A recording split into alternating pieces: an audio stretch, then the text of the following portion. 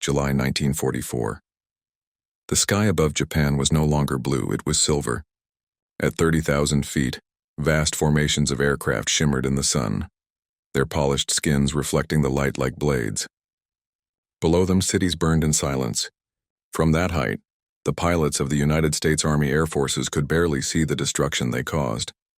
Only smoke rising through the thin air.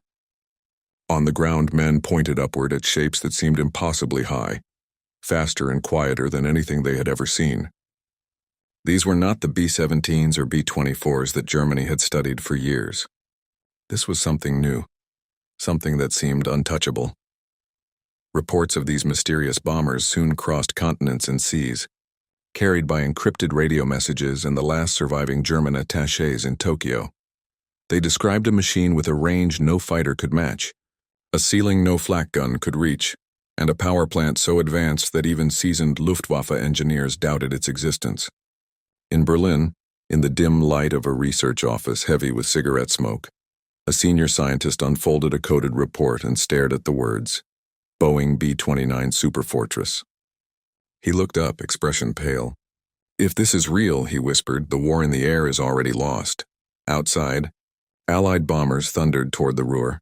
Inside, the Germans prepared to learn whether the new American creation was legend or a glimpse of a future already beyond their reach. By mid-1943, the skies over Europe had become the true front, line of the Second World War. The ground battles still raged, from the steppes of Russia to the beaches of Italy, but it was in the air that nations measured the reach of their power. Factories, cities, fuel depots, and shipyards all had become legitimate targets. The Allied High Command had come to believe that air dominance was not merely a tool of war, but the key to victory itself. And so night and day, the skies were filled with the endless hum of engines, the flash of tracers, and the dark silhouettes of men fighting an invisible battle at 30,000 feet. In the United States, a quiet revolution had begun long before the first B-29 ever flew. In 1939, when Europe was already burning, a handful of visionaries in the U.S. Army Air Corps had looked far ahead.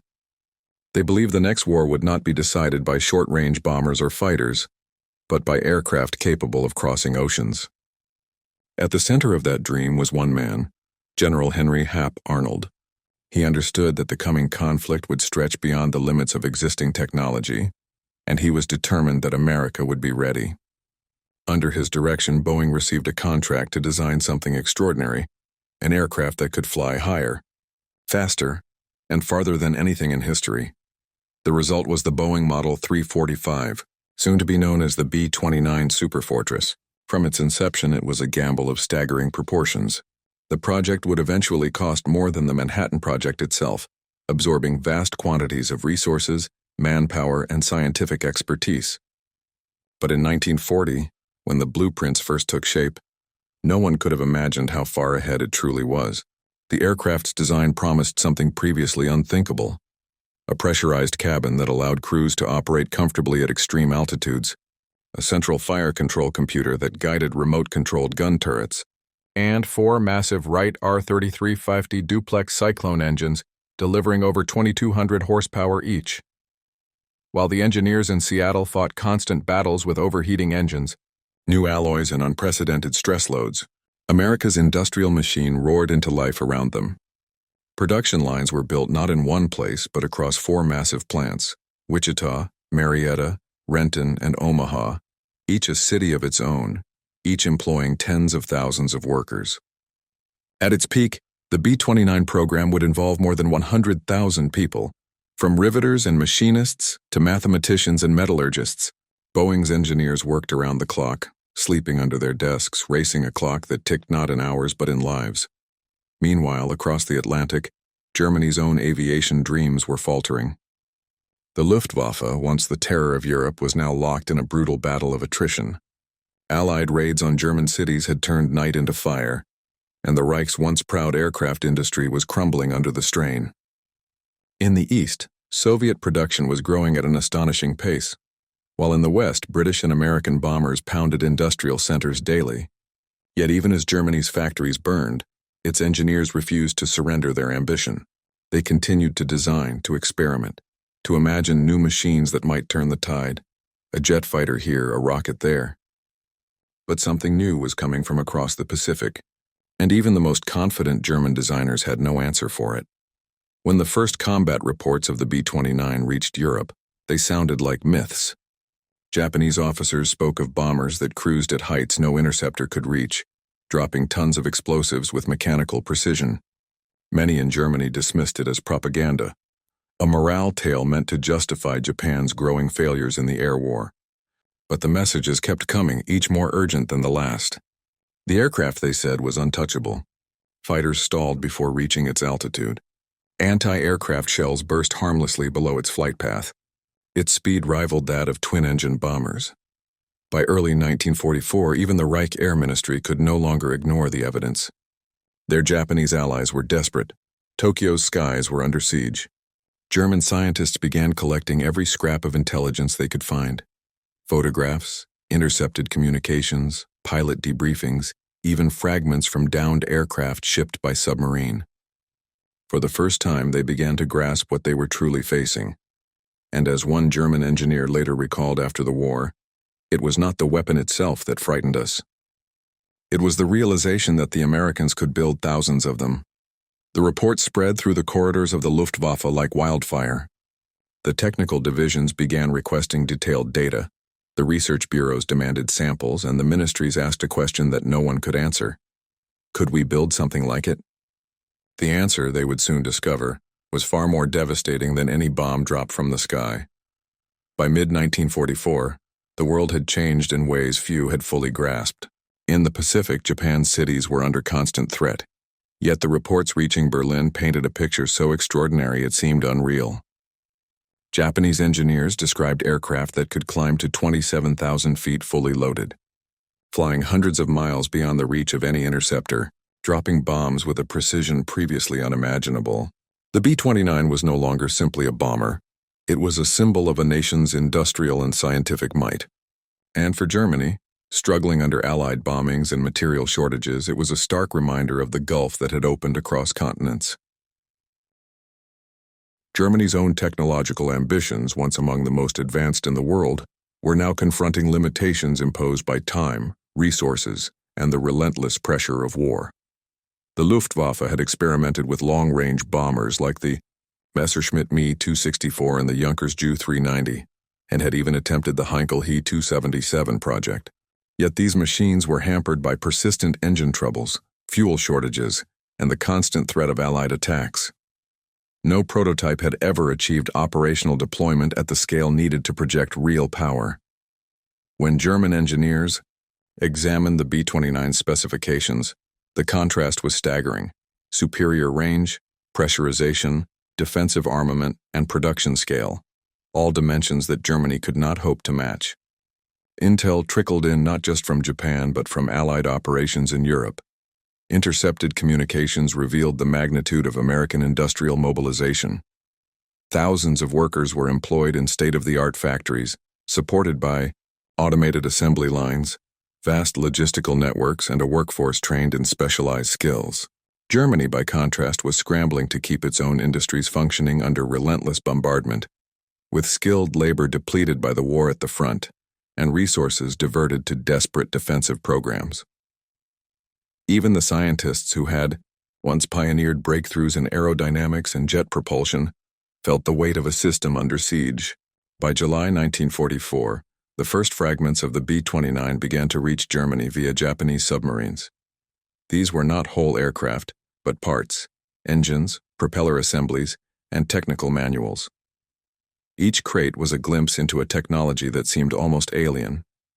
The reports described innovations that German engineers had only dreamed of: pressurized crew compartments, remotely operated gun turrets, advanced aerodynamics, and engines capable of sustained high-altitude performance.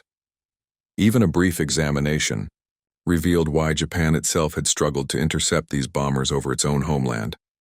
The Germans tried to analyze these components through the lens of their existing knowledge. Engineers compared the Wright R-3350 engines to their own BMW and Daimler-Benz power plants, noting differences in materials, cooling techniques, and horsepower.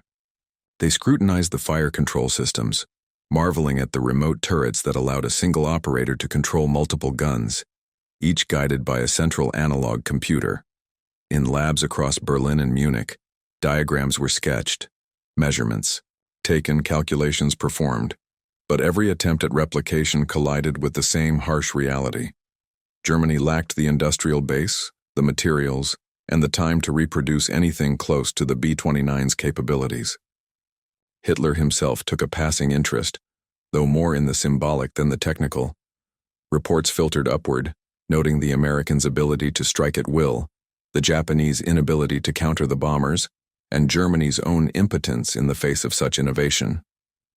In quiet rooms filled with charts and blueprints, scientists whispered among themselves, grappling with a truth that was impossible to ignore.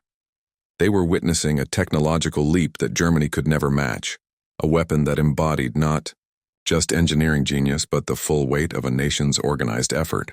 By late 1944, the B-29 had become more than an aircraft. It was a mirror. In it, German engineers saw both the triumph of Allied ingenuity and the stark reflection of their own limitations. And as winter approached, as Allied bombers tore through the Reich's remaining industrial centers, the sense of inevitability grew. The world was moving forward, and Germany, brilliant though it remained, was being left behind. For German engineers, the B-29 was a revelation that defied their calculations. They had long pursued high-altitude bombers, experimenting with pressurization, aerodynamics, and engine performance, but nothing had prepared them for the superfortress. Its pressurized cabin allowed crews to operate comfortably at altitudes where oxygen masks alone had once been the limit. Remote-controlled gun turrets, guided by an analog computing system, could track multiple targets simultaneously, something the Luftwaffe had only begun to conceptualize. Even the Wright R-3350 engines, each producing over 2,200 horsepower, presented an engineering challenge that German metallurgists and machinists could not replicate. It was not just power, it was reliability at altitude, under stress, and across thousands of miles, something German prototypes had consistently failed to achieve. Every component they examined seemed to embody a leap not of years but of a decade. The industrial scale of the B-29 program further widened the gap.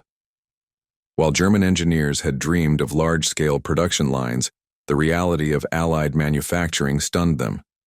4 massive plants, each employing tens of thousands, churned out frames, wings, engines, and systems at a speed that Germany could not match. Even if the Reich had captured every drawing and every part, the industrial ecosystem required to reproduce the aircraft simply did not exist under wartime conditions. This was not a matter of ingenuity alone. It was a matter of sheer production power, of logistics, manpower, and resources, concentrated with relentless efficiency. Tactically, the B-29 changed the equation of strategic bombing. German military planners had anticipated attacks on cities and factories, but the ability to fly beyond the reach of all fighters and anti-aircraft defenses made the superfortress nearly untouchable. Japan's inability to counter the bombers became a cautionary tale.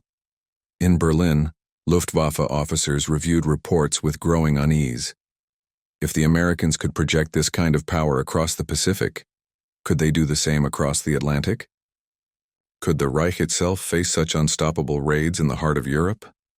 Every report deepened a psychological anxiety that the B-29 was not just a machine, but a paradigm shift in the nature of air warfare. On the human side, the engineers tasked with studying captured components experienced a mixture of awe and frustration. They dissected engines and turrets, tracing each innovation, attempting to reverse engineer solutions. Yet every discovery highlighted another barrier: materials unavailable, systems too complex, or methods too foreign to German practices. In their reports, phrases like "beyond our current capabilities" appeared repeatedly. These men had worked on Germany's most ambitious projects, yet they found themselves humbled by a foreign aircraft. It was a rare moment in the war when technical expertise collided with sheer impossibility. The enemy perspective added another layer. The Americans did not simply build a bomber, they built an instrument of psychological dominance. Reports noted the B-29's ability to intimidate, to force Japan into defensive postures, and to shape the perception of the war from thousands of miles away. For Germany, this meant that even indirect encounters, the intelligence reports, the photographs, the fragment shipments, served as a reminder that Allied innovation was not just about weapons, but about projecting power and morale. The technological brilliance, the industrial magnitude, the tactical superiority, and the human reactions all converged into a single, undeniable truth. The B-29 represented a threshold Germany could not cross.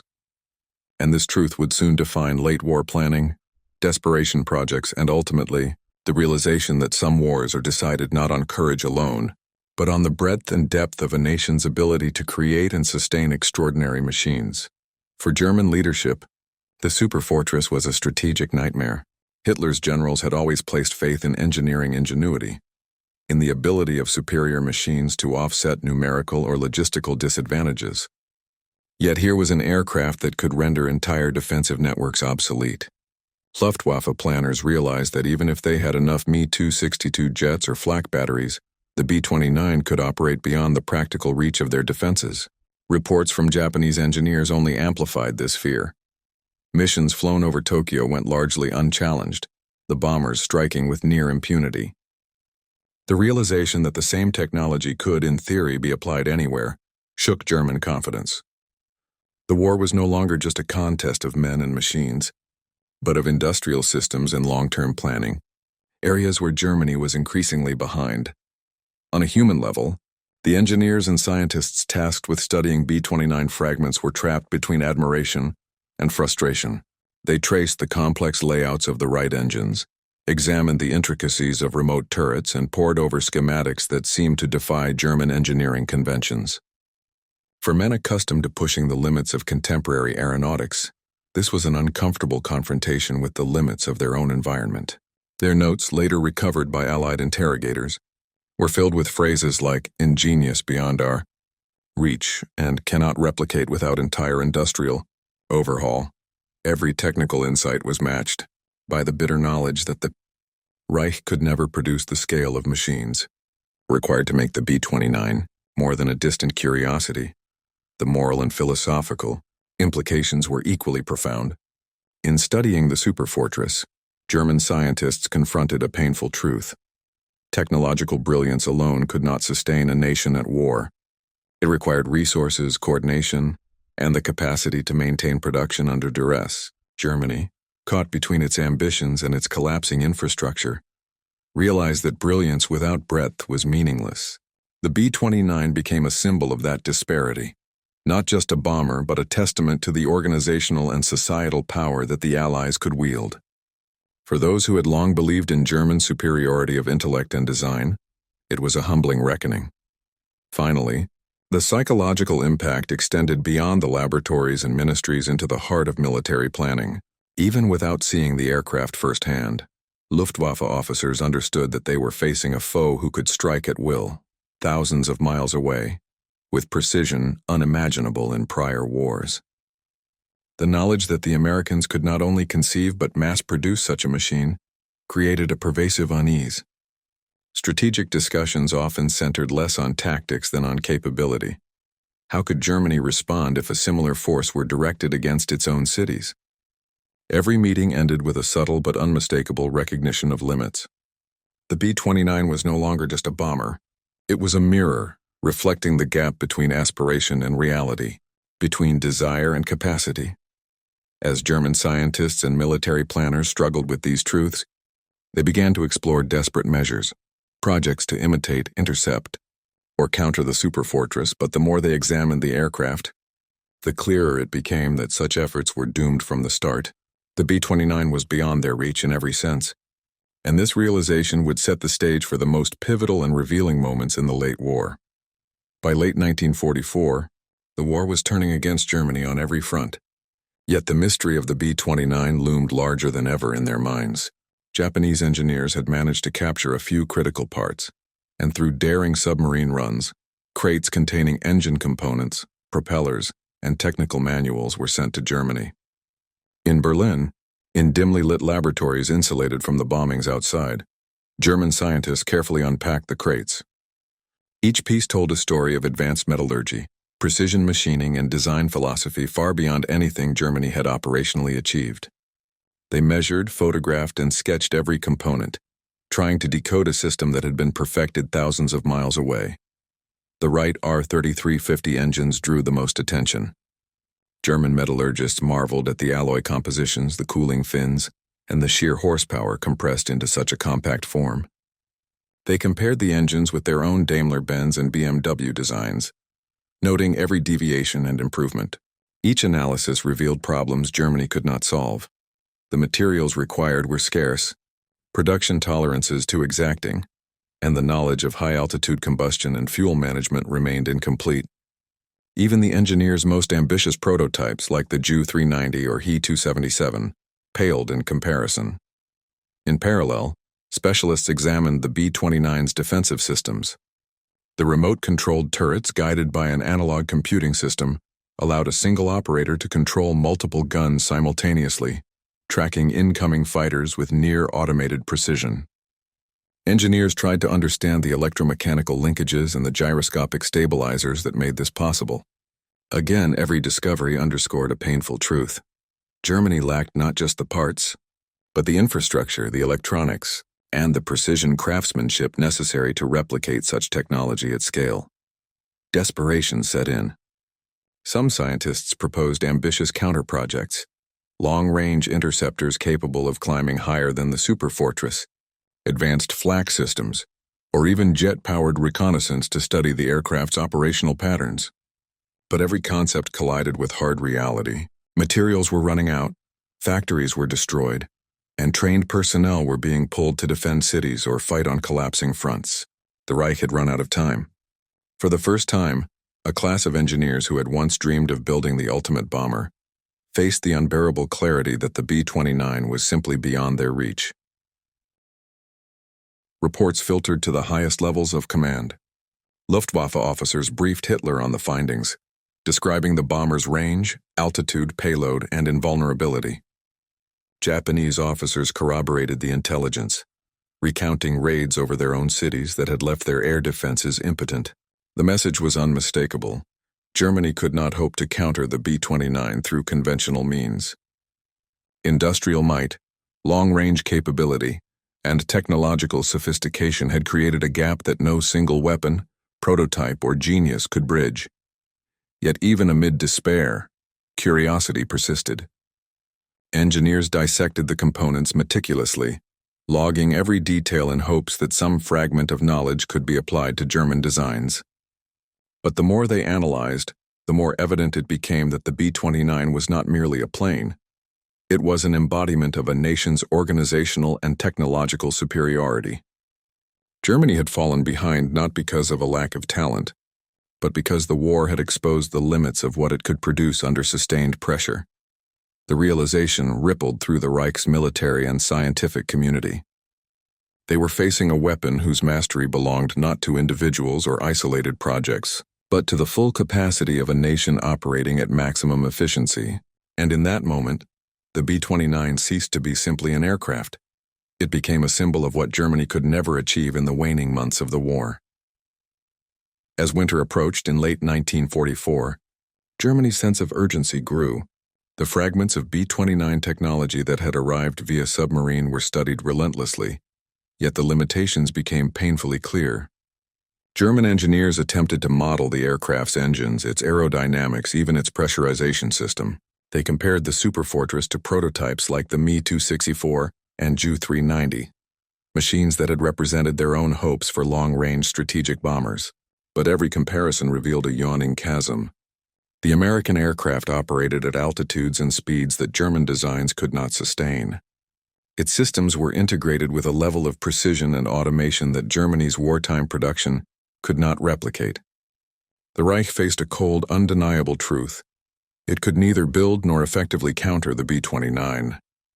The desperation drove some to radical ideas. Secret programs were proposed, including high-altitude interceptors, jet-powered reconnaissance planes, and experimental flak systems designed specifically to reach the bomber's operational ceiling. Yet these were only concepts on paper. Factories were being destroyed by Allied bombing campaigns. Material shortages were crippling production, and skilled technicians were conscripted or killed. Each plan, no matter how innovative, collided with an immovable wall of resource scarcity and time constraints. In the end, the Reich could only observe, unable to strike, unable to reproduce, unable to prevent the B-29 from defining the aerial battlefield. Beyond the technical and industrial limitations, the psychological impact on German scientists and officers was profound. The B-29 became a symbol of superiority that Germany could not contest. Reports emphasized its range, precision, and near immunity to interception, reinforcing the idea that the war's outcome was increasingly determined not by courage or strategy, but by the industrial and technological scale of the opponent. Officers noted with unease that if such aircraft were deployed against Europe, even the best-trained Luftwaffe units would stand little chance of defending their cities. The bomber, though distant, shaped the perception of power, shifting morale from confidence to apprehension. By early 1945, the situation had become undeniable. The Reich's leaders, scientists, and military planners recognized that the B-29 was more than an aircraft.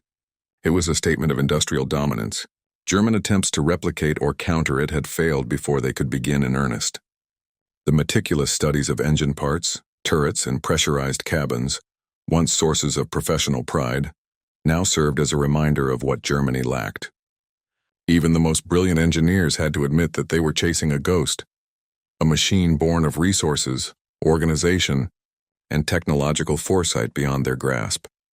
The B-29 had reached German consciousness not through combat over their skies, but through fragments, intelligence reports, and the testimony of allies. Yet even this indirect exposure was enough to provoke a profound reckoning. Some wars are not won by ingenuity alone, but by the combined weight of industrial capacity, logistical planning, and the ability to translate innovation into massed, reliable force. For Germany, that realization was crushing. The superfortress high above distant cities had become both a technological marvel and a psychological weapon, reshaping the Reich's understanding of the war and its own limitations. When the war finally drew toward its final months, German engineers and scientists reflected on the B-29 not with awe alone, but with the weight of inevitability. Captured fragments and Japanese technical reports had been examined in painstaking detail, logged, measured, and compared to the Reich's most advanced prototypes. The Wright R-3350 engines, the pressurized cabins, the remote-controlled turrets, all had been documented, yet none could be reproduced. Allied interrogators later collected these notes, revealing German admiration tempered by despair. Statements from captured engineers underscored the stark reality. We could understand it, but we could not build it. Even if we had every blueprint, the war would have ended before we could match it. The Americans, unaware of the full extent of German study, had already moved past the B-29 as a tactical weapon. Its deployments over Japan had demonstrated the aircraft's devastating efficiency and psychological impact. Cities that once seemed secure were leveled from heights that Japanese anti-aircraft defenses could not reach. For Germany, however, the examination of captured parts became a quiet testament to the limits imposed by industrial capacity. They had sought parity, perhaps even superiority. But the B-29 revealed that technological brilliance alone was insufficient without a nation's full infrastructure to support it. Japanese admissions after the war further confirmed the aircraft's effectiveness. The inability of the Imperial Japanese Army Air Service to intercept the bombers, despite radar and fighter deployment, highlighted the B-29's superiority in speed, altitude, and payload. These reports reached German scientists who could now contextualize their studies. The aircraft was not just a concept on paper or a fragment in a Berlin lab. It was a functioning instrument of war that had already changed the course of conflict in the Pacific. In Europe, German attempts to emulate or counter the B-29 had largely dissolved into futility. Projects like the He-277, the Me-264, and various high-altitude interceptors were abandoned or shelved, victims of material shortages, Allied bombings, and the lack of time. The superfortress stood as an unapproachable benchmark, a reminder that the gap between German ambition and capability had become insurmountable.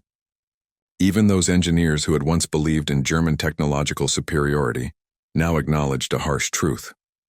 The war was increasingly being determined not by individual genius, but by the ability to mobilize an entire society's resources toward a single, coherent objective. The B-29 also left a legacy beyond its immediate operational impact. Its innovations, pressurization, remote-controlled defenses, and long-range engines shaped post-war aviation in both the United States and the Soviet Union, which would later reverse-engineer the aircraft into the Tu-4. For Germany, the study of the bomber remained a bittersweet exercise in what might have been. Reports and fragments collected in desperation highlighted the Reich's industrial and technological shortcomings, even as they showcased German ingenuity in attempting to understand and replicate a foreign marvel. Through these examinations, German scientists confronted a painful clarity. The B-29 was not merely a machine, but a symbol of a nation's coordinated power. Its design, production, and deployment reflected not only engineering skill, but a societal and industrial capacity that Germany could not hope to match in the final months of the war. It was a lesson written in metal and fire, one that foreshadowed the end of the Reich's hopes for aerial supremacy and underscored the emerging truth of industrialized warfare. As 1945 unfolded, the B-29's legacy became increasingly tangible, even for those who had never set foot near one. The war in Europe was collapsing, but in the laboratories where German engineers had once pored over its fragments, the memory of the superfortress lingered. They had documented every rivet, every engine component, every turret mechanism, but the true lesson lay not in the mechanics themselves, but in the scale and organization that had produced them. Germany's industrial might had been ravaged by Allied bombing campaigns, its skilled workforce depleted, its raw materials diverted or destroyed. Against this reality, the B-29 stood as a testament to what could be achieved when a nation's full capacity was harnessed toward a single purpose. The aircraft's influence extended far beyond technical study. Its strategic impact in the Pacific, the ability to reach enemy cities with near impunity, demonstrated a paradigm shift in warfare. The combination of technology, logistics, and industrial output could dominate an opponent before a single soldier crossed the battlefield. German military planners, reviewing reports and fragments, recognized the impossibility of competing with such an integrated system. Even if prototypes could be built, Germany lacked the material, labor, and time to produce them in meaningful numbers. The B-29 had, in essence, rendered traditional calculations of air parity obsolete. Post-war interrogations of German scientists and Luftwaffe officers revealed a grudging admiration for the aircraft and the Americans who had produced it. Many noted that the superfortress embodied an understanding of modern war that went beyond engineering. It was a weapon designed with strategic, psychological, and operational foresight. For Germany, this was both humbling and instructive. The nation's failure to match such capability highlighted the limits of innovation under siege and the consequences of losing control over industrial and logistical resources. In their reflections, engineers often cited the B-29 not as an enemy bomber, but as a benchmark for what organized, large-scale innovation could accomplish. Meanwhile, the bomber's influence rippled into the post-war era. U.S. advancements continued, and captured German notes provided a wealth of technical knowledge, furthering aeronautical research. The Soviets would later copy the B-29, producing the Tu-4, showing how its design set new standards for global aviation. Germany, reduced to ruins, could only look back on the study of the aircraft as a reminder of what might have been, achieved under different circumstances, a juxtaposition of ingenuity constrained by circumstance versus ingenuity unleashed by national coordination. By the war's end, the B-29 had become more than a bomber. It was a symbol, a measure of national capacity, and a lesson in the unforgiving arithmetic of modern warfare. German scientists understood that their efforts, though brilliant in isolation, could not bridge the gap between aspiration and reality. The aircraft had proven that success in war depended not only on skill or courage, but on the ability to transform knowledge into massed, effective, and timely production. The superfortress had reached the Reich not through bombs dropped over its cities, but through the sobering truth carried in crates, reports, and sketches. Some achievements are beyond reach, and some wars are won by the nation that can sustain brilliance on a massive scale. The story of the B-29 superfortress closes not with a thunder of engines or a rain of bombs, but with quiet reflection on what it represented. It was more than metal and rivets, more than propellers and pressurized cabins. It was the embodiment of a nation's ability to organize, to innovate, and to harness every resource toward a single purpose.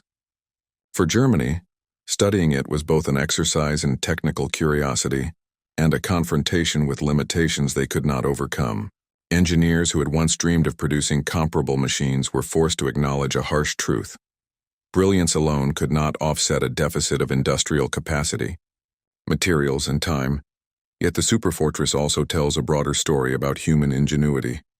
It shows how innovation is rarely an isolated act. It is a product of systems, of societies mobilized, of industries aligned with strategy. The B-29's design, production, and deployment highlighted that victory in modern warfare depended not just on courage or intellect, but on the ability to convert vision into scale. Germany had engineers, visionaries, and prototypes, but they could not match the United States' capacity to transform ideas into operational reality. Looking back, the aircraft stands as a reminder of the changing nature of war. It marked the point where industrial power, technological mastery, and logistical coordination became as decisive as battlefield heroism. For the men who studied it, for the nations who faced it, the B-29 was at once awe-inspiring and humbling, a machine beyond reach, yet a lesson that continues to resonate. In the theater of human conflict, systems often outweigh singular genius, and preparation can shape the outcome before the first shot is fired. And in that understanding lies the enduring legacy of the superfortress, a silent, soaring testament to what is possible when a nation's mind, hands, and machines work in unison, a lesson the world would never forget.